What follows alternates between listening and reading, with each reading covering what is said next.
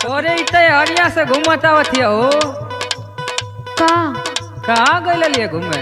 और जो दीदी के बैठल लानी अरे 5-7 झापड़ सही होती वो हरदम दीदी के यहाँ जाके बैठलू। चल गए नहीं तनकी से। कौन दीदी के यहाँ गइल? हो दीदी के है। नाम बताओ। अब नाम कैसे बताई?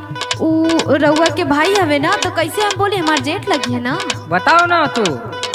सुभाष भैया के मेहरुआ के गलनिया ऊ तो कुल सबके बिगाड़े ले। सुभाष भैया का मेहरा। अच्छा सुभाष भैया के मेहरारू सबके बिगाड़े नहीं और क्या बताई ना। बताओ बताओ। उ दीदी ने एगो सवाल पूछत रहनी हमके ना बतरला। कैसन सवाल रहा? Thank you. पूछी? पूछ पूछ। डटिया मत। डाटब ना पूछो। कौन चीज पनिया पिया तुम्हारी जाला हमके बताई दा तुआ।